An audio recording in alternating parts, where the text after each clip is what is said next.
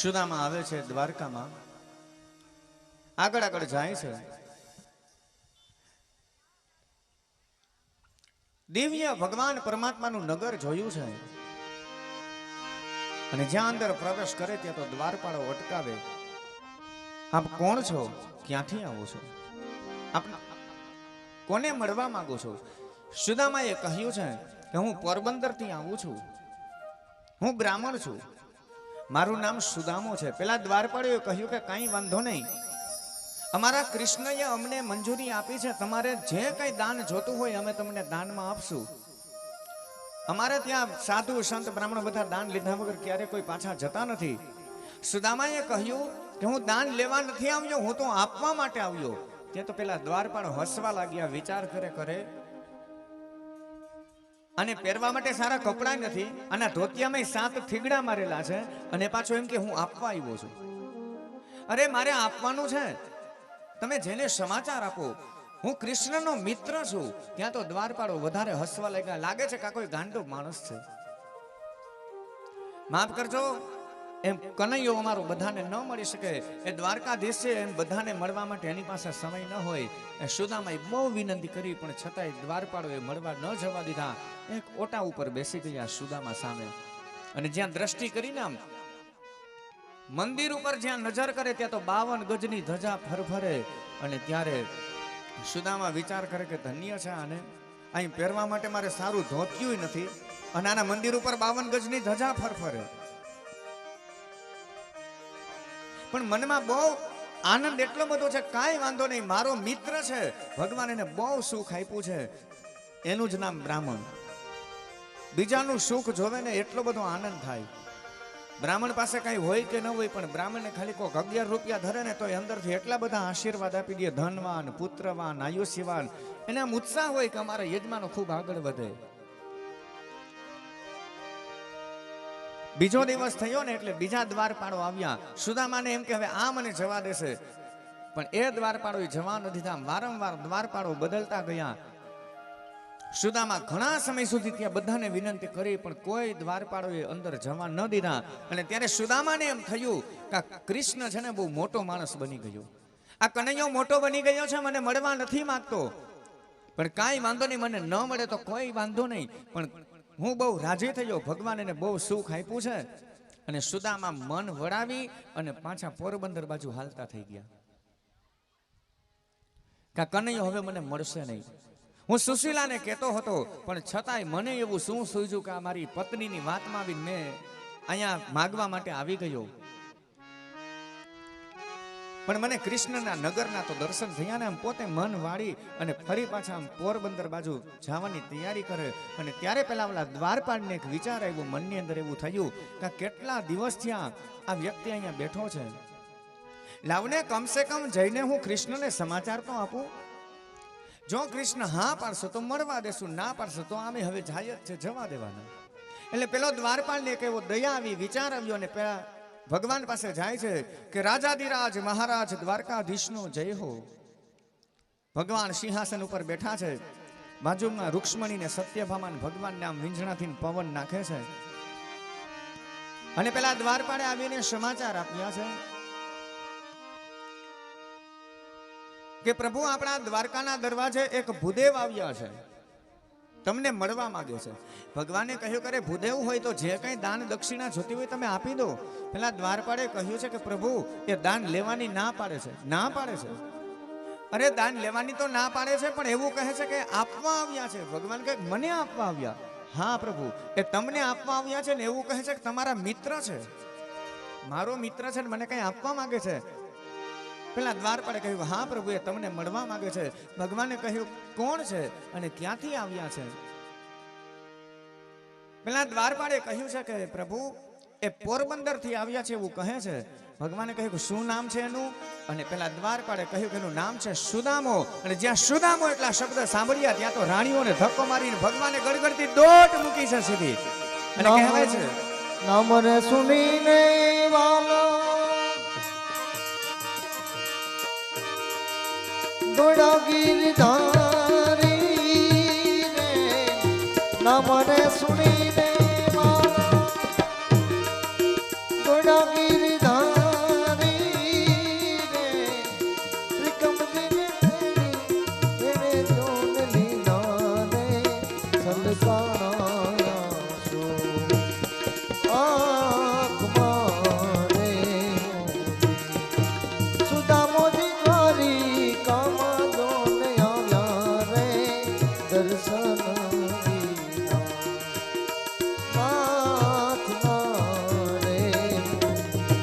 ભગવાને ગડગડતી દોટ મૂકી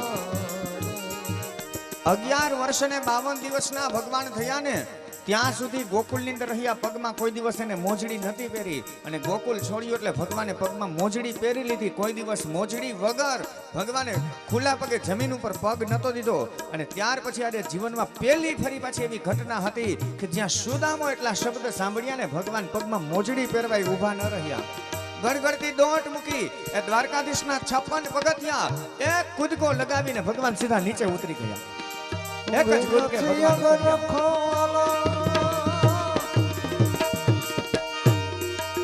પગમાં નથી મોજડી રે અંગે નથી અગર ખોવાલે પગમાં નથી મોજડી રે રખોટામાં પડ્યો જીના જીના કોના રે ફેરવાનો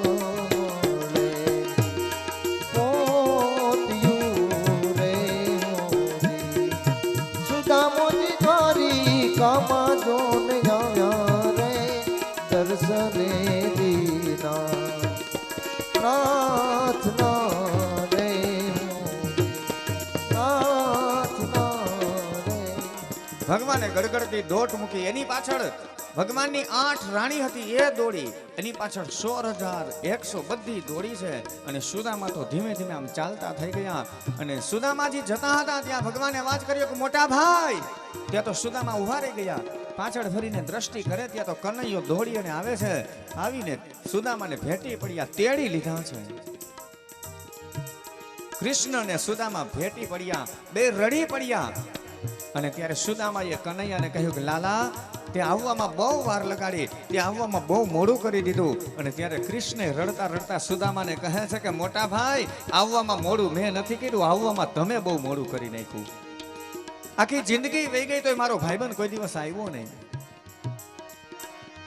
તેડી લીધા સુદામાને, લઈ આવે છે દ્વારકાની અંદર. પોતાનું સિંહાસન જ્યાં કૃષ્ણ સિવાય કોઈ દિવસ કોઈ વ્યક્તિ બેસી ન શકે. અને આજે એ સુદામાને એના સિંહાસન ઉપર બેસાડી દીધા અને ભગવાન નીચે બેસી ગયા. એક બાજોટ રાખ્યો, એના ઉપર એક સોનાનું પાત્ર રાખ્યું છે. અને સુદામાના 2 પગ એની અંદર મૂકી દીધા. રૂક્ષ્મણી જલ્દી તમે જલ લઈ આવો, સુદામાના ચરણો ધોઈએ. એ રૂક્ષ્મણીજી છે જલ પધરાવે છે.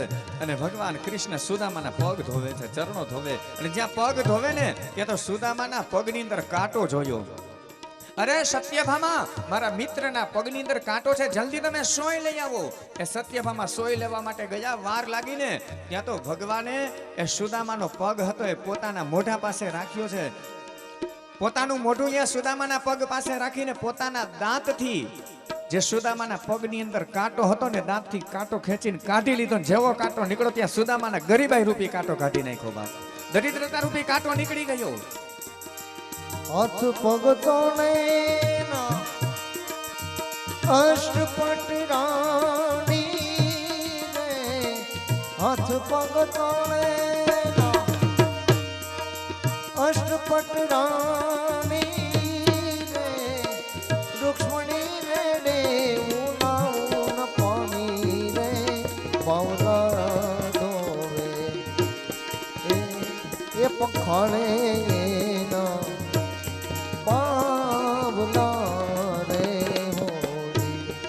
રૂક્ષ્મણીજી, સત્યભામા, જાંબુવતી બધી રાણીઓ કોઈ દૂધ, કોઈ સુગંધી જળ, ગુલાબ જળ, તીર્થ જળ આવી રીતના સુદામાને સ્નાન કરાવ્યા છે. એટલા મસ્ત સુદામાને તૈયાર કર્યા છે. 7 થીગડા વાળી તૂટેલ ફાટેલ જે ધોતી હતી ને એના બદલે સોનાના તાર વાળી ધોતી પહેરવા માટે આપી. સુદામા એટલા બધા હરખાય છે, મનમાં કહે કે લાલા આવો તૈયાર તો મારા લગ્નમાં નહોતો થયો, વરાજો બન્યો ને તેથી આવો તૈયાર નથી થયો, એવો મને તૈયાર કરી દીધો. સુદામાનું સ્વરૂપ બદલી ગયું. ભાવ વિભોર બન્યા છે સુદામા. પણ સુદામાએ જ્યાં કૃષ્ણનું સુખ જોયું, વૈભવ જોયો ને, ઓલી પવાની પોટલી બગલમાં દબવી દીધી. વિચાર કરે હવે આની પાસે આ પવાની પોટલી ખોલાય, આમાં તો મારી આબરૂ જાય. બગલમાં દબાવીને બેઠા છે. કૃષ્ણ ને સુદામા વાતો કરે છે. અને પછી દ્વારકાધીશે પૂછ્યું છે સુદામાને કે મોટા ભાઈ મારા ભાભી છે એ શું કરે છે? તમારા બાળકોને બધા હા લાલા બધા મજા કરે છે. તારા ભાભી એકદમ મજામાં, બાળકો બધાય મજા કરે છે. અને સુદામાએ લાલાને પૂછ્યું કે લાલા તે પછી લગ્ન કર્યા કે નથી કર્યા? તારું ક્યાંય ગોઠવાઈ ગયું?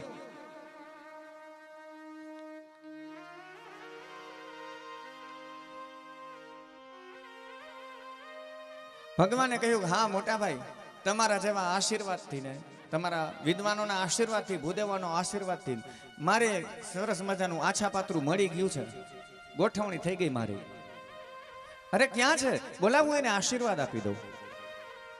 એટલે ભગવાને તરત જ અવાજ કર્યો રૂક્ષ્મણી. ત્યાં તો રૂક્ષ્મણીજી છે આવી અને બેઠા છે સુદામાની સામે, છેડો પાથરીને બેઠા. અને બ્રાહ્મણે સુદામાએ સરસ મજાના મંત્રથી આશીર્વાદ આપ્યા.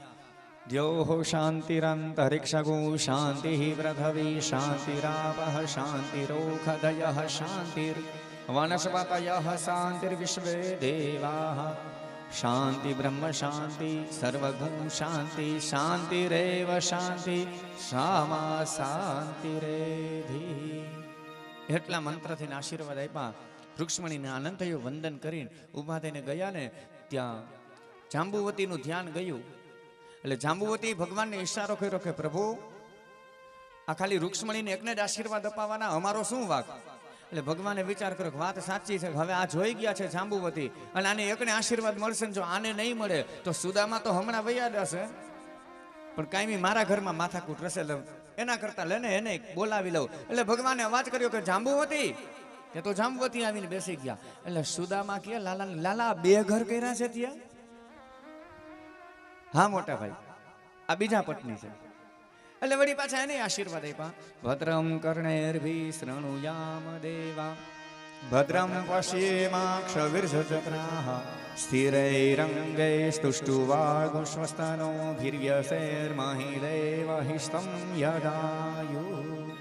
આશીર્વાદ આપ્યા છે. જાંબવતીને આનંદ થયો ને જાંબવતી ઉભા થઈને ગયા ને ત્યાં સત્યભામાનું ધ્યાન ગયું. એટલે ભગવાન કહે પ્રભુ હું આવું? એટલે ભગવાને કહ્યું હાલો સત્યભામા. ત્યાં તો સત્યભામા આવીને બેઠા. એટલે સત્યભામા જેવા આવીને બેઠા એટલે સુદામા કે લાલા આ ત્રણ લગ્ન કર્યા છે તે? કનૈયો કે મોટા ભાઈ આ એક ઘર ને બે ઘર ની બધું ભૂલી જાવ, આ ખંભાળિયા સુધી ની લાઈન આપણી જ છે, આ બધાય આપણા. સુદામાને એમ કે આટલા બધા કઈ થોડા લગ્ન કર્યા હોય, આ તો આ મસ્કરી કરતા હશે. એમ 8 પટરાણીઓને આશીર્વાદ આપ્યા ને ત્યાં ઓલી 16,100 કહે કે પ્રભુ તો અમે આને પગે લાગીએ ને અમને આશીર્વાદ મળે એવું કરો. એટલે કહ્યું ભગવાને કાંઈ વાંધો નહીં, તો હવે તમારી દ્વારકાનો દરવાજો ખોલી નાખો. જ્યાં દરવાજો ખોલ્યો ને ત્યાં ઓલી 16,100 એ દોટ મૂકી. સુદામો કે લાલા ગામની બાયુ છૂટી પડી. મોટા ભાઈ ગામની નથી બધી મારી. સુદામા બેભાન થઈ નીચે પડી ગયા, પાણી છાંટવું પડ્યું. એ લાલા તો આ બધાનું કેદી આશીર્વાદ દીધો. અને પછી તો મંત્ર બોલવાનું બધું ભૂલી ગયા સુદામા. એ કે લાલા એક રાણીઓને આશીર્વાદ એમ ભેગા નહીં થાય, એક હવે ઘાણવા કાઢો. રસોઈ બને ભજીયું એક કેદી થાય તૈયાર, આખો ઘાણવો કાઢવો પડે. એક હારે આવે 200-300 રાણીઓ આવી અને ત્યાં સુદામાની સામે બેસે. એટલે સુદામાજી મંત્ર બધા મૂકી દીધા, ખાલી આશીર્વાદ આશીર્વાદ આટલું જ. આમ કરીને બધી રાણીઓને આશીર્વાદ આપ્યા છે. 7-8 હજાર રાણીઓને આશીર્વાદ આપ્યા ને એટલે તો આશીર્વાદ બોલી નહીં થાકી ગયા. પછી તો જેવી રાણીઓ આવે ને એટલે ખાલી એમ હાલો હાલો, જેવી આવીને બેસે એટલે ખાલી હાલો. પછી તો ગળુર થાકી ગયું. આમ 12,000 રાણીઓને આશીર્વાદ દીધા ને એટલે હાલો ને બધું બોલવાનું બંધ, ખાલી આમ હાથેથી ને આમ. અને પછી તો હાથે થાકી ગયો ને એટલે પછી તો અદો પાડીને બેસી ગયા. આમ જેવી રાણીઓ આવે ને છેલ્લી 1,000-1,500 રાણીને તો આમ ખાલી અદો પાડીને મોઢાથી નામ આશીર્વાદ દઈ દીધા. જેવી રાણીઓ આવીને બેસે આમ કરી દે. આમ બધી રાણીઓને આશીર્વાદ દીધા છે. ખૂબ આનંદ થયો છે. સુદામા રોકાયા છે. કૃષ્ણ વિચાર કરે છે કે મોટા ભાઈ આવ્યા ત્યારના બગલમાં કંઈક છુપાવીને રાખે છે, મને કંઈ આપતા નથી. પણ હવે એમ સીધું માગીશ તો આપશે નહીં. અને ત્યારે કનૈયાએ મોટા ભાઈને વાતુએ ચડાવી દીધા કે મોટા ભાઈ આપણે સાંદીપની ઋષિના આશ્રમે ભણતા હતા અને પછી ઓલા લાકડા કાપવા ગયા અને ત્યારે ઓલો વરસાદ કેવો આવ્યો અને સુદામા નાનપણની વાતોમાં લાગી ગયા અને ભાને ભૂલી ગયા અને કહ્યું લાલા આહા એ વરસાદ આમ કરીને હાથ ઊંચા કર્યા અને જેવા હાથ ઊંચા થયા ને પેલી પોટલી નીચે પડી જેવી પોટલી નીચે પડીને કનૈયાએ પોટલી લઈ લીધી લાલા એ પોટલી ન ખોલતો રેવા દે ભાઈ એમાં મારી આબરૂ છે પણ ત્યાં તો કનૈયાએ પોટલી ખોલી નાખી પોટલી ખોલીને એમાં તો પૌવા હતા અને ભગવાને પૌવાની એક મુઠ્ઠી ભરી છે એક મુઠ્ઠી પૌવાની ભરી અને ભગવાન પરમાત્મા સુદામાના ઘરના પૌવા જમવા લાગ્યા છે તાંદુલ જમે છે સુદામાના ઘરના તાંદુલ ભગવાન પરમાત્મા જમવા લાગ્યા અને પોતાના મુખની અંદર મૂકે છે આજે તાંદુલ જમે રે વાલા વારે રાણી રૂકમણી રે તાંદુલ જમે રે વાલો એ વારે રાણી રૂકમણી રે અમને આપો ને ગિરિધારી રે સેવા મારા શામળા એક મુઠ્ઠી તાંદુળ જ્યારે મૂકે છે પોતાના મુખની અંદર અને એક મુઠ્ઠી પૌવા જ્યાં ભગવાન સુદામાના ઘરના જમે ને ત્યાં સુદામાના ખાતામાં આખા બ્રહ્માંડને જમાડવાનું પુણ્ય હતું એ બધું સુદામાના ખાતામાં ભગવાને જમા કરી દીધું ભગવાનને લાગવગ નથી લાવી પેલા ભગવાને સુદામાને પુણ્ય આપ્યું છે ભાઈબંધ છે એટલે હું સંપત્તિ આપું એમ નહીં મારા ને તમારા ખાતામાં જ્યારે પુણ્ય હોય ને તો જ ભગવાન મને તમને મદદ કરી શકે પુણ્ય દ્વારા આપણને સારા કુટુંબમાં જન્મ સારું મકાન સારું વાહન સારું આડોશ પાડોશ સારા પતિ સારા પત્ની આ બધું પુણ્ય દ્વારા મળે બાકી લાખ રૂપિયા લઈને બજારમાં નીકળીએ ને એમ કહીએ ને કે અમને સારા સંસ્કાર આપો ને તો એ નહીં મળે પુણ્ય દ્વારા મળે સુખ મને તમને જોતું હોય તો પુણ્ય દ્વારા મળે અને એટલા માટે ભગવાને સુદામાના ખાતામાં પેલા પુણ્ય આપ્યું ભગવાનના મોઢામાં આખું બ્રહ્માંડ છે અને જ્યારે ભગવાન સુદામાના પૌવા જમે ને તો આખા બ્રહ્માંડના બધાય જીવ તે દિવસે જમી લીધું સુદામાના ઘરનું બધાય ભોજન કરી લીધું અને એનું પુણ્ય સુદામાના ખાતામાં જમા થયું બીજી મુઠ્ઠી પૌવાની ભરી છે અને બીજી મુઠ્ઠી પૌવાની ભરીને ભગવાન તાંદુલ જમે અને બીજી મુઠ્ઠી પૌવાની મૂકે ત્યાં તો સુદામાની પોરબંદરમાં જ્યાં ઝૂંપડી હતી ને ત્યાં તો મહેલ બની ગયા અનેક એમાં અષ્ટ સિદ્ધિ નવનિધિ ખૂબ સંપત્તિ સ્વર્ગ ઝાંખું પડે ઇન્દ્રને લોભ લાગે આટલી સંપત્તિ આપી દીધી ત્રીજી મુઠ્ઠી પૌવાની જ્યાં ભગવાન પરમાત્મા જમવા માટે જાય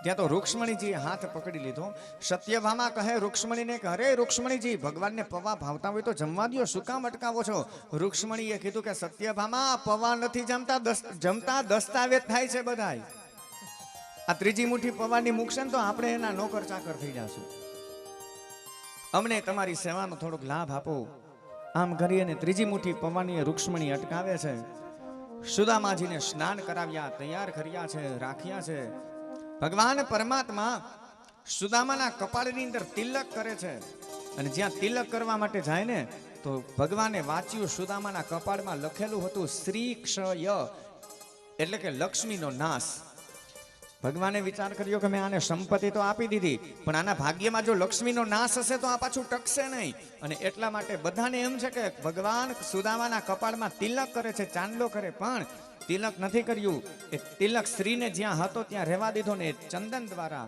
ભગવાને જે અક્ષર હતા ને એને બદલાવી નાખ્યા કે જ્યાં શ્રી ક્ષય લખેલું હતું એટલે કે લક્ષ્મીનો નાશ લખેલું હતું ત્યાં ભગવાને અક્ષર આડાવડા કરી નાખ્યા કે શ્રી યક્ષ એટલે કે જ્યાં લક્ષ્મીનો નાશ હતો ત્યાં લક્ષ્મીનો વાસ કરી દીધો કે કાયમ માટે સુદામાના જીવનમાં પછી લક્ષ્મીનો વાસ રહે ભગવાને સુદામાને ઇન્દ્રને પણ લોભ લાગે એટલી સંપત્તિ આપી ઘણા સમય સુધી સુદામા રોકાયા છે દ્વારકાની અંદર અને એક વખત સુદામા એમ કહે છે કે લાલા મેં એવું સાંભળ્યું છે કે તમે ભગવાન છો તો મારે તમારી માયા જોવી છે મને માયા બતાવો ભગવાને કહ્યું બધું જોવાય પણ કોઈ દી મારી માયા ન જોવાય પણ છતાંય સુદામાએ બહુ કહ્યું ને ત્યારે એક વખત રૂક્ષ્મણીજી રસોઈ બનાવે છે તાવડીમાં રોટલી નાખી છે અને કૃષ્ણને સુદામા ગોમતીમાં સ્નાન કરવા માટે જાય છે એમાં સુદામાએ ડૂબકી લગાવી ગોમતીમાં ડૂબકી લગાવી જેવા બહાર નીકળે ને ત્યાં દ્વારકા અદ્રશ્ય થઈ ગયું અને માયાનગરી આવી સુદામાએ માયાનગરીમાં પ્રવેશ કર્યો અને માયાનગરીનો નિયમ એવો હતો કે એમાં બરાબર એક રાજાનું મૃત્યુ થયું જે કોઈ નવો માણસ આવે ને એને રાજા બનાવી દે એટલે સુદામાએ પ્રવેશ કર્યો, ગળાની અંદર હાર પહેરાવી દીધા અને રાજા બની ગયા. એક રાજકુંવરી સાથે સુદામાના લગ્ન થયા. ઘણા સમય સુધી સુદામાએ રાજ્ય કર્યું. એમને સંતાનો થયા. સુદામા છે ઉંમરલાયક થઈ ગયા એમાં સપનાની અંદર બધું માયાનગરીમાં. અને એમાં એના પત્નીનું મૃત્યુ થયું ને પત્નીનું મૃત્યુ થયું એટલે ગામના માણસો ભેગા થયા અને સુદામાને પકડ્યા અને કહ્યું કે જો સુદામા, આ માયાનગરી છે અને અમારો અહીંનો નિયમ એવો છે કે જે પુરુષની સ્ત્રી ગુજરી જાય તો એની પાછળ એના ઘરવાળાએ સતો થવું પડે. એટલે તમારી પત્ની ગુજરી ગઈ છે, તમારે સતો થવું પડશે. સુદામા કે આવો નિયમ પેલા કહેવાય ને, આ રાજા બનાવી દીધો ને હવે મને સતો કરો, મારે સતો નથી થવું. એ તમારું કઈ હાલે નહીં. માણસોએ પકડી લીધા સુદામાને આ માયાનગરીમાં. બધું સુદામાનું કઈ ચાલ્યું નહીં. ત્યાં તો ચિતા તૈયાર કરી દીધી, નદીના કાંઠે બધા લઈ ગયા. ચિતા તૈયાર કરીને સુદામાના પત્ની હતા ને એને ચિતામાં સુવડાવી દીધા ને સુદામાને ચિતા ઉપર ચડાવી દીધા. સુદામા વિચાર કરે હવામાંથી બચવું કેમ. બધા માણસોએ સુદામાને કીધું કે સુદામા, તમારી કઈ છેલ્લી ઈચ્છા ખરી? સુદામા વિચાર કરે હવામાં કઈ બચે એવું લાગતું નથી. નદી ઉપર નજર ગઈ, વિચાર કરે લાવને આમાં નદીમાં ડૂબકી મારું, ત્યાંથી કઈક રસ્તો નીકળી જાય. કહે કે મને એક વખત નદીમાં સ્નાન કરવા જવા દો, મારે સ્નાન કરવું છે. સુદામા છે નદીમાં સ્નાન કરવા માટે જાય અને ડૂબકી લગાવી. અને જેવી નદીમાં ડૂબકી લગાવી સુદામા વિચાર કરે હવે બહાર નીકળે એ બીજો, બહાર નીકળું તો તમે મને સતો કરો ને.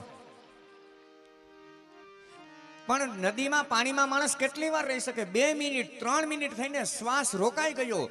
અને જ્યાં શ્વાસ મૂંઝાવા લાગ્યા ને સુદામા એટલે સીધા પાણીમાંથી ને બહાર નીકળ્યા. ને જેવા પાણીમાંથી બહાર નીકળ્યા એ ભેગી ભગવાને માયાનગરી અદ્રશ્ય કરી દીધી અને પાછી દ્વારકા આવી ગઈ. અને ભગવાન ગોમતીના કિનારે ઊભા હતા. સુદામા હળી કાઢી અને ભગવાનના પગમાં પડી ગયા કે હે લાલા, જલ્દી બચાવ, આ બધા મને સતો કરે, મને બચાવ. ભગવાન કે કોઈ સતો નથી કરતા, ઉપાધિ કરો માં. મોટા ભાઈ, મારી માયા જોવી હતી ને, ખાલી એક ક્ષણમાં મેં તમને માયા બતાવી દીધી. આ કૃષ્ણ છે. અને ખાલી નદીએ સ્નાન કરીને બે ભાઈઓ પાછા આવ્યા ને ત્યાં રૂક્ષ્મણીએ જે રોટલી તાવડીમાં નાખી હતી ને એને ખાલી ફેરવી. એટલે કે એક પડ પાક્યું હતું, બીજું પડ હજી એનું કાચું હતું. એટલી વારમાં ભગવાને સુદામાને આખી માયા બતાવી દીધી. ઘણા સમય સુધી સુદામા ત્યાં રોકાયા અને પછી વિદાય માંગી, હે લાલા, હવે મને વિદાય આપ, મારે જાવું છે. અને ભગવાન કૃષ્ણ સુદામાને વડાવવા માટે જાય છે, દૂર સુધી મૂકવા માટે ગયા છે. મોટા ભાઈ, તડકો છે, નિરાતે ચાલજો, ધ્યાન રાખજો. પણ સુદામા બોલી નથી શકતા કે મને તું કંઈક આપને. સુદામા ધીમે ધીમે ચાલતા થાય છે. મનની અંદર એક એવો પ્રશ્ન થયો સુદામાને કે ભગવાને આટલું બધું આને આપ્યું છે પણ છતાંય મને કંઈ દીધું નહીં. કાંઈક મને દીધું હોત ને તો મારી જિંદગી સુધરી જાત. પણ કાંઈ વાંધો નહીં, મને ના આપ્યું તો કાંઈ નહીં, ભગવાને એને જ ખૂબ આપ્યું છે ને. હું બહુ રાજી થયો. આમ વિચાર કરે છે, આગળ ચાલે. થોડેક સુધી પહોંચ્યા ને ત્યાં ભગવાને અવાજ કર્યો કે મોટા ભાઈ, અહીંયા આવો ને, એક વાત ભૂલાઈ ગઈ. સુદામા દોડીને પાછા આવ્યા. એને આશા બંધાણી કે હમણાં મને કઈ કનૈયો આપશે. મનમાં વિચારે કામે આ નાનપણથી આવો ના આવો છે, સાવ ભૂલકણો, અને લેસન આવડતું નહીં, અડધું લેસન હું કરી દેતો, અને હવે કંઈક મને આપશે. હા લાલા, શું છે બોલ. અને ત્યારે કન્યાએ કહ્યું કે મોટા ભાઈ, પેલી થીગડા વાળી ધોતી હતી ની પાછી આપી. કીધું કે લ્યો મોટા ભાઈ, આ ધોતી તમે તમારી પહેરી લ્યો. આ તમે જે સોનાના તારવાળી ધોતી પહેરી છે ને એ મારી પાછી નગરમાં જમા કરાવવાની હોય એટલે મને પાછી આપી દેજો. સોનાના તારવાળી ધોતી પાછી લઈ લીધી. અને થીગડા વાળી ધોતી, ત્યારે રૂક્ષ્મણીએ કહ્યું છે કે પ્રભુ, આને એ સારા માયલું ધોતિયું તો પહેરવા દો, આ તમે શું કામે કઢાવી લીધી? અને ત્યારે કૃષ્ણએ બહુ સરસ જવાબ આપ્યો છે કે રૂક્ષ્મણી, અમારો પરમ મિત્ર છે, બ્રાહ્મણ છે ને એને અયાચક વ્રત લીધું છે. આખી જિંદગી કોઈ દિવસ કોઈ પાસે ક્યારેય લાંબો હાથ કરીને માંગ્યું નથી. આખી જિંદગી કાઢી નાખીને હવે જાતી જિંદગી આ સોનાના તારવાળું ધોતિયું પહેરીને પોરબંદરમાં જાય ને એટલે પોરબંદરના માણસો એને મેણા મારશે કે કાં કહેતો તો ને કોઈ દિવસ માગતો નથી, આ માગીને લઈ આવ્યો ને, મારા ભાઈબંધને કોઈ મેણું ન મારવું જોઈએ એટલા માટે મેં ધોતી કઢાવી લીધી. કૃષ્ણએ કેવો વિચાર કર્યો છે, એમને ધોતિયું એટલે નથી કાંઈ એને કઢાવી લીધું. સુદામાજી આમ ચાલતા થાય છે. જ્યાં સુધી સુદામા દેખાય ને ત્યાં સુધી ભગવાન એને જોતા રહ્યા. રૂક્ષ્મણી કહે કે કમસે કમ એને તમે કહી દીધું હોત તો, કે તમે એને આટલી સંપત્તિ આપી છે એનો રસ્તો ટૂંકો થઈ જાય. અને ત્યારે ભગવાને રૂક્ષ્મણીને કીધું છે કે રૂક્ષ્મણી, એ સુદામો મારી પાસે માગવા આવ્યો તો છતાં એ માગી નથી શક્યો. એ માગનાર માગી ન શકે તો હું આપનાર કેમ કહું કે મેં તને આટલું આપ્યું છે? મારાથી નહીં ન કહેવાય એમ. માગનાર માગી ન શકે તો બાપ ખાલી થોડું કમતું કાપીને કોઈ દિવસ ક્યાંય ઢોલ ન વગડાવા કૃષ્ણ કહેવા માંગે. આપણે તો ખાલી થોડી કોકને મદદ કરીએ ને ત્યાં તો 10 વખત તો આપણે બધાને કીધા કરીએ કે મેં આને આટલું આપ્યું. તો રૂક્ષ્મણીએ કહ્યું છે કે તો આપણે તો દ્વારકામાં આટલા રથ છે, એકાદો રથ તમે મોકલો ને તો એનો રસ્તો ટૂંકો થઈ જાય, જલ્દી પોરબંદર પહોંચી જાય. અને ભગવાને કહ્યું છે કે હે રૂક્ષ્મણી, આ બ્રાહ્મણ મારો એટલો બધો પવિત્ર છે કે મારી એવી ઈચ્છા છે કે આ બ્રાહ્મણ ખુલ્લા પગે જ્યાં હાલે મારી બધી જમીન પવિત્ર થઈ જાય, એટલા માટે મેં એને હાલીને મોકલ્યો છે. સુદામા હાલીને પાછા આવે છે પોરબંદર. જ્યાં આવે પોતાની જ્યાં ઝૂંપડી હતી આ મેલ જોયો. સુદામાને એમ કે કોઈ માણસોએ મારા પત્નીને બાળકોને કાઢી મૂક્યા છે, પણ ત્યાં તો સુદામાના પત્ની આવે છે.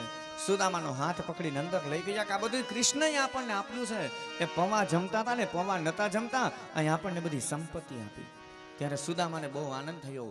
મેલમાં એક વખત ચક્કર લગાવી બધું આ વૈભવ અને સુખ જોયા, પણ પોતે એક ઝૂંપડી વારીને પોતાની જિંદગી આખી પસાર કરી નાખી. કૃષ્ણમય પોતે જીવન જીવી અને પસાર કર્યું છે. આમ ભગવાને ઇન્દ્રને પણ દુર્લભ એવી દિવ્ય સંપત્તિ સુદામાને આપી. જે કોઈ પણ વ્યક્તિ આ સુદામા ચરિત્રની કથા સાંભળે એના જીવનમાં ક્યારેય કોઈ દિવસ ગરીબાઈ રહેતી નથી. એટલા માટે આ સુદામા ચરિત્રની કથાનું પણ શાસ્ત્રમાં મહત્વ છે. તો આજે શામતાણી પરિવારના આંગણે ભોપાભાઈ જે નિમિત્ત બનેલા છે એ કથાની અંદર આ ભાગવત કથામાં સુદામા ચરિત્રની કથા સાંભળવાનું જે કંઈ ફળ પ્રાપ્ત થયું ભાગવતજીના ચરણોમાં એ અર્પણ કરી અને શેષ કથા જે બચેલી છે એ આગળ વધારીએ. કે પછી ભગવાન પરમાત્મા પોતાની બેન જે સુભદ્રા છે એના લગ્ન છે અર્જુન સાથે કરાવે છે. અને ભગવાને વિચાર કર્યો કે હવે મારું બધું કાર્ય પરિપૂર્ણ થયું છે. અને આ બધા જે યાદવો છે એ યાદવો કોઈ સામાન્ય યાદવો નથી, એ તો સ્વર્ગના દેવતાઓ છે. અને મારી પહેલા હું હવે સ્વધામગમન કરું તો મારે એ પહેલા યાદવોને પણ એટલે કે આ બધા દેવતાઓને એના નિજ સ્થાનમાં પહોંચાડવાના છે. એટલા માટે એક બ્રાહ્મણના શ્રાપને નિમિત્ત બનાવે. બ્રાહ્મણોએ શ્રાપ આપ્યો શાંબને કે તમારા યાદવ કુળનો સંહાર થશે. મૂષણ પ્રગટ થાય છે, સમુદ્રના કિનારે ઘસે છે અને જે શેષ ટુકડો હતો એ સમુદ્રમાં ફેંક્યો છે. ભગવાનને બધા ઉલ્કાપાત દેખાવા લાગ્યા. આ કથા આપણે વિસ્તારથી આપણે વચ્ચેના દિવસોમાં એ કથા આપણે સાંભળેલી છે, પહેલા જ્યારે કથા આવી હતી, એટલા માટે અત્યારે વિસ્તાર નથી કરતો. તો ભગવાન પરમાત્મા એ બ્રાહ્મણોના શ્રાપને નિમિત્ત બનાવે છે. બધાનું ઋણ ઉતરી ગયું અને છેલ્લે જરા નામના પારધીને યાદવો બધા મદિરા પાન કરી સામસામે બધાનો વિનાશ થઈ ગયો. ભગવાન બધાને વાળવાની કોશિશ કરે પણ કોઈથી ન વળ્યા. પ્રાચીના પીપળે તર્પણ કરી વેણી માધવરાયનું સ્વરૂપ ભગવાન ત્યાં પ્રગટ કરીને ભગવાન ભાલકા તીર્થમાં બિરાજમાન થયા. એક જરા નામનો પારધી આવે છે, પોતાના તીરનું અનુસંધાન કરી કોઈ મૃગ બેઠું છે આવો વિચાર કરી અને બાણ છોડે અને એ બાણ ભગવાનને લાગે છે. શિકાર લેવા માટે પેલો જરા પારધી આવે પણ ત્યાં તો ભગવાનને જોયા. જરા રડી પડ્યો. ભગવાને કહ્યું છે કે આ તો આપણા ઋણ હતા એ ભોગવવાની વાત હતી, પૂરા કરવાની વાત હતી. સ્વર્ગમાંથી વિમાન આવે છે, જરાને વિમાનમાં બેસાડ્યો અને જરાને મુક્તિ આપી. હિરણ્યા કપિલાને સરસ્વતી જ્યાં ત્રિવેણી સંગમ થાય છે ભગવાન ત્યાં આવ્યા છે. અને ભગવાન પરમાત્માએ જે પોતાનું દિવ્ય સ્વરૂપ હતું ચતુર્ભુજ સ્વરૂપ, 4 હાથવાળા ભગવાન પ્રગટ થયા છે. હાથની અંદર શંખ ચક્ર ગદા પદ્મ ધારણ કર્યા છે. ભગવાન પરમાત્માનો દિવ્ય રથ હતો એ વૈકુંઠમાંથી આવે છે અને ભગવાન શ્રી હરિએ રથની અંદર બિરાજમાન થયા છે. ઉદ્ધવજી આવીને ભગવાનની વિનંતી કરે પ્રભુ તમે મને સાથે લઈ જાઓ. ભગવાને કહ્યું ઉદ્ધવ તારે હજી રહેવાનું છે આ પૃથ્વી ઉપર, મારું દિવ્ય જ્ઞાન છે તારે બધા સુધી પહોંચાડવાનું છે. વિદુરજીને કહેજો મૈત્રેય ઋષિ પાસે જઈને આત્મજ્ઞાન મેળવે અને અર્જુનને કહેજો કે દ્વારકાની અંદર જે કાંઈ અબાલ અને વૃદ્ધ બચેલા છે એ બધાને દ્વારકા હસ્તિનાપુર લઈ જાય. આજથી 7મા દિવસે સમુદ્ર પોતાની મર્યાદા છોડી દેશે અને મારી દ્વારકા છે સમુદ્રમાં ડૂબી જશે. એટલા માટે હે ઉદ્ધવ મારો સમય અહીંયા પૂરો થયો છે, તમારે હજી રહેવાનું છે અને મારું દિવ્ય તેજ હું ભાગવતની અંદર પધરાવું છું. આ કલયુગની અંદર હવે આ શરીર દ્વારા મારી કોઈ સાથે મુલાકાત નહીં થાય, પણ ભાગવતના માધ્યમ દ્વારા મારી બધા સાથે મુલાકાત થશે. ભગવાને આ પૃથ્વી પર જેટલા અવતારો લીધા, અવતાર કાર્ય પૂરું થાય ને એટલે ભગવાન પોતાનું તેજ એ સમુદ્રની અંદર સમાવી દે. પણ એક કૃષ્ણ અવતાર એવો છે કે ભગવાને પોતાનું દિવ્ય તેજ હતું એ ભાગવતની અંદર પધરાવ્યું. પોતાનું તેજ ભાગવતજીમાં પધરાવીને ભગવાન ચતુર્ભુજ નારાયણે પ્રગટ થયા છે. આકાશ માર્ગની અંદર બધા દેવતાઓ ગોઠવાઈ ગયા કે હે પ્રભુ, આ પૃથ્વી પર તમે ખૂબ દિવ્ય લીલા કરી છે, હવે આપ વૈકુંઠમાં પધારો, તમારા અમને દર્શન આપો. અને ત્યારે ભગવાન ચતુર્ભુજ સ્વરૂપે રથની અંદર બિરાજમાન થયેલા હતા અને રથ ધીમે ધીમે ધીમે આકાશ માર્ગ તરફ આગળ વધવા લાગ્યો. આકાશ માર્ગમાંથી દેવતાઓએ પુષ્પની વૃષ્ટિ કરી, શંખ ધ્વનિ થયા, દુંદુભીના નાદ થયા, નગારા વાગ્યા અને બધાએ ભગવાનનો જય જયકાર કર્યો. બોલીએ દ્વારિકાધીશ કી જય. ભગવાને સ્વધામ ગમન કર્યું. યુધિષ્ઠિરને અપશુકન દેખાણા. અર્જુન આવે, સમાચાર મળ્યા અર્જુને સમાચાર યુધિષ્ઠિરને આપ્યા ભગવાન પૃથ્વી છોડીને ગયા છે. અને ત્યારે યુધિષ્ઠિરે કહ્યું તો હાલો હવે આપણે હિમાલય જઈને હાડ ગાડીએ. હસ્તિનાપુરની ગાદી પરીક્ષિતને આપી. પાંડવોએ હિમાલય હાડ ગાડી અને પરીક્ષિત રાજા બની ગયો. એક વખત મુગટ મસ્તક ઉપર ધારણ કર્યો ને એમાં કલયુગ સવાર થયો. શિકાર કરવા માટે જાય છે પરીક્ષિત, એમાં ઋષિના ગળામાં સર્પ નાખ્યો અને ઋષિના પુત્રએ શ્રાપ આપ્યો, જેમણે મારા પિતાના ગળાની અંદર સર્પ નાખ્યો હોય ને આજથી 7મા દિવસે તક્ષક અને દંશ આપે ને એનું મૃત્યુ થાવ. એટલે સુખદેવજીએ પરીક્ષિતને કીધું કે પરીક્ષિત, આજે તારા 7 દિવસ પૂરા થઈ ગયા, હમણાં તક્ષક આવશે, તને દંશ આપશે ને તારું મૃત્યુ. તારી કઈ ઈચ્છા? જ્યાં સુધી મારી અહીંયા હાજરી છે, હું બેઠો છું ત્યાં સુધી પરીક્ષિતની તાકાત નથી, એ અહીંયા નહીં આવી શકે. પણ ત્યાં તો પરીક્ષિતને બ્રહ્મ જ્ઞાન લાગી ગયું કે હે પ્રભુ, મારી હવે કોઈ ઈચ્છા નહીં, મારી કોઈ તમન્ના નહીં, બસ મને તો હવે સાક્ષાત ભગવાનના દર્શન થાય છે. ને એ જ ક્ષણે સુખદેવજી મહારાજે પરીક્ષિતના મસ્તક ઉપર આમ હાથ મૂક્યો ને પરીક્ષિતને સમાધિ લાગી ગઈ. અને એ જ ક્ષણે સુખદેવજી મહારાજે સ્થાન છોડીને ત્યાંથી જતા રહ્યા. બધાએ જય જયકાર કર્યો. બોલીએ સુખદેવજી મહારાજની. તક્ષકનાગ આવે છે પરીક્ષિતને દંશ આપવા માટે. પણ એ પહેલા તો પરીક્ષિત પોતાનો જે આત્મા હતો એ નાભી ચક્રમાંથી હૃદય ચક્રમાં બ્રહ્મરંધ્રમાં ને બ્રહ્મ સાથે લીન કરે. એકમાત્ર બ્રાહ્મણના શ્રાપને સત્ય કરવા માટે તક્ષક આવે છે. જ્યાં પરીક્ષિત હતા એને દંશ આપે. પણ એ પહેલા તો પરીક્ષિત રાજાએ ભગવાનના પદની પ્રાપ્તિ કરી લીધી. બોલીએ પરીક્ષિત મહારાજની. પરીક્ષિત રાજાને મુક્તિ મળી ગઈ છે. એમના દીકરા જન્મે જઈ આવે છે અને સર્પ સત્ર કરે, પણ આસ્તિક ઋષિ આવી સર્પ સત્ર અટકાવ્યો છે. અને પછી એનું પ્રાયશ્ચિત કરવા માટે કથા સંભળાવી. દેવી ભાગવતની કથાનો પ્રારંભ થયો. અહીંયા જે ભોપાભાઈ શામતાણી એમના જે ભાગવત કથાનું આયોજન કર્યું એ વાછરા દાદાના સાનિધ્યની અંદર આપણી કથા પણ આજે અહીંયા વિરામ પામે. તો 7 દિવસ સુધી જે કંઈ આપણને ભગવાન પરમાત્માની કથાઓ સાંભળવાનું પુણ્ય ફળ પ્રાપ્ત થયું એ બધું પુણ્ય ભાગવતજીના ચરણોમાં અર્પણ કરશું. વાછરા દાદાની ખૂબ દયા છે જ. કુળદેવી માતાજી, પિતૃદેવ અને ભાગવત ભગવાન તમારી બધાની મનોકામનાઓ પરિપૂર્ણ કરે, બધાને ધનવાન કરે, પુત્રવાન કરે, આયુષ્યવાન અને આરોગ્યવાન કરે. આની અંદર બધાએ ખૂબ સેવા આપી છે. એક વ્યક્તિથી આવું વિશાળ આયોજન ન થઈ શકે. તો યજમાન પરિવાર વતી, આ ભોપાભાઈ વતી હું અહીંયા વ્યાસપીઠ ઉપરથી આપ બધાનો આભાર માનું છું કે બધાએ તન મન ધનથી રસોડાની અંદર બધાએ ખૂબ સાથ સહકાર આપ્યો. સમય સમય બધાએ પીરસવામાં અને મદદરૂપ બન્યા છે. રસોઈ બનાવવામાં, વસ્તુ લેવામાં, દેવામાં, બધી જગ્યાએ ત્યાં બધા માણસો, મને તો ખબર નથી બધાના કોઈના નામ ન આવડે, પણ સમૂહમાં બધા વતી હું અહીંયા વ્યાસપીઠ ઉપરથી એ ભોપાભાઈ વતી તમારો હૃદયપૂર્વક આભાર માનું. અમારા સંગીતજ્ઞ બધા, એ બધાનો, અમારા સાઉન્ડવાળા ભાઈ, એમના મોટા ભાઈ ચેતનભાઈ ને વિશાલભાઈ ને બધા જાણીતા જ છે. બધા એક ટીમ બની ગઈ. કારણ કે સંગીત વગર પણ એ કથાની અંદર આનંદ ન આવે, માઇક વગર પણ એ કથા, અમે ગમે એટલી સરસ ઘણાય કીધું કે મહારાજ કથા સાંભળવામાં બહુ મજા આવે છે, બહુ સરસ મજાની કથા વાંચો છો, પણ એ સાઉન્ડ સારું હોય તો એ કથા તમારા સુધી પહોંચી શકે. વિદ્વાન ભૂદેવ દરરોજ યજમાન પરિવારને પૂજા વિધિ કરે, સમયસર વેદ મંત્ર દ્વારા સંપૂર્ણ વ્યવસ્થિત ભગવાનના વ્રત અને પૂજન કર્યા. અનિલભાઈ, એનો પણ વ્યાસપીઠ ઉપરથી આભાર. અને કદાચ યજમાન પરિવાર કથા બેસાડે ને અમે કથા વાંચીએ પણ સાંભળવા વાળું જ કોઈ ન હોય તો એટલે તમે બધા અહીંયા સમયસર દરરોજ કથામાં જેમ ઉપસ્થિત રહ્યા એમ ગામના બાર ગામના નાતના સગાવાલા નાનામાં નાના બાળકથી લઈને મોટા સુધી વ્યાસપીઠ ઉપરથી આપ સૌનો હું હૃદયપૂર્વક ખૂબ યજમાન પરિવાર વતી આભાર માનું છું. 7 દિવસ સુધી અમારાથી કંઈ વહેલા મોડું થયું હોય, કંઈ બોલાઈ ગયું હોય કે યજમાનથી પણ કંઈ બોલાઈ ગયું હોય તો આપ બધા મન મોટું કરીને બધાને એકબીજાને ક્ષમા કરીએ. બીજું 7 દિવસ સુધી તમે બધાય કથા સાંભળી અને મેં કથા વાંચી એટલે તમારે બધાય મને દક્ષિણા આપવી પડે. કથા એમને ન સંભળાય. અરે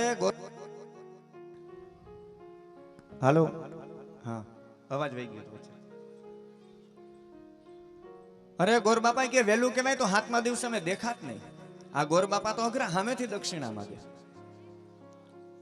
એટલે આજે 7 દિવસ સુધી તમે બધાય કથા સાંભળી, તમારે બધાય મને દક્ષિણા આપવાની છે એટલે આપશો ને બધાય કે ખાલી હા હા કરશો?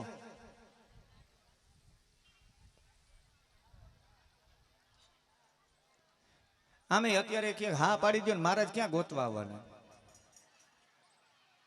ગામની અંદર ભાગવત સપ્તાહ બેઠી ને એટલે મહારાજે 7 દી પૂરા થયા એટલે ગામને બધાને કીધું કે કાંઈ નહીં તો તમે બધા મને ફૂલની પાંખડી આપજો. એટલે ગામે બધું ઓલું કે ને હરંગડાયું તો આખું ફૂલ લઈને આવ્યા. અરે મહારાજ આખું ફૂલ, તમને ફૂલની પાંખડી હોય? ગામમાં સપ્તાહ બેઠી ને એટલે કીધું મહારાજ તમે બધા દક્ષિણા આપજો. એટલે ગામ થોડુંક લોભિયું બહુ હતું. કીધું મહારાજ રૂપિયા નહીં આપી. મહારાજ કે રૂપિયા નથી જોતા. તો બીજા કે અમે સોનું નહીં આપી, કે સોનું નથી જોતું, ચાંદી નથી જોતું, વસ્ત્ર નહીં. ગામના માણસો કે આપણે આવું કઈ નહીં આપીને મહારાજ ક્યાંક નિયમ પકડાવી દે કે તમે એકાદશી રહેજો, ઉપવાસ કરજો ને એકટાણા. આપણાથી એવું કાંઈ નહીં થાય. એટલે એક વ્યક્તિ ઉભો થઈને કે મહારાજ 11 નહીં રહેવાય, ઉપવાસ નહીં થાય, એકટાણા નહીં થાય, રૂપિયા નહીં આપી, અનાજ નહીં આપી, કાંઈ નહીં આપીએ. મહારાજ કે કાંઈ નથી જોતું, તમે તમારે જેમ જીવો છો એમ જ જીવજો. હવે દક્ષિણા માગું. ગામના માણસ કે અમે બાકી શું રાખ્યું રહેવા દેવું? હવે મહારાજ માગો તમે તમારે જે જોઈએ તે. એટલે ગોર બાપા કહે દક્ષિણા બીજું કઈ નથી જોતું, તમે બધા ગુજરી જાઓ.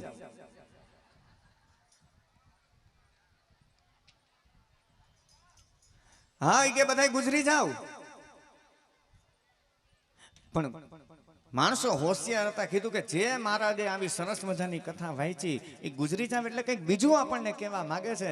કહ્યું મહારાજ અમે સમજી ન શક્યા, બરાબર સમજાવો ને. ત્યારે મહારાજે કીધું કે બાપ આમ તો તમે બધા 100 વર્ષ જીવો, 200 વર્ષ જીવો, પણ અંદરથી ગુજરી જાવ એટલે અંદર રહેલા કામ, ક્રોધ, લોભ, ઈર્ષા, અદેખાય આ બધું તમારું મારી નાખો ને એ મારી મોટી દક્ષિણા. એટલે બાપ આ 7 દિવસ સુધી મેં કથા વાંચી ને, હવે તમારી પાસે હું દક્ષિણા માંગુ કે આ 7 દિવસ સુધી મેં કથા વાંચી, એમાં દક્ષિણામાં કદાચ તમે બધા મને રૂપિયા આપો ને તો રૂપિયા તો હમણાં 1-2 દિવસમાં વપરાઈ જાય. એ રૂપિયા તો વપરાઈ જશે, એ દક્ષિણાની કઈ કિંમત નથી. પણ એ દક્ષિણા, સાચી દક્ષિણા કહેવાય કે આ 7 દિવસમાંથી ને કથામાં તમને બધાને કાંઈક એવું થયું હોય કે ના આ કથા અમારા જીવનમાં ઉતારવા જેવી છે અને આજથી અમે અમારા જીવનમાં આવો કંઈક સારો નિયમ લેશું, તો બાપ એ કથા તમે તમારા જીવનમાં ઉતારજો ને કાંઈક સારો નિયમ લેજો. એ મારી મોટી દક્ષિણા છે. રૂપિયા તો કદાચ વપરાઈ જાય પણ તમારું જીવન આખું પરિવર્તન થઈ જાય, ભગવાન તરફ તમારી દિશા બદલાઈ જાય, એ મોટી દક્ષિણા હોય. તો એ 7 દિવસની કથા અહીંયા સંપૂર્ણ વિરામ.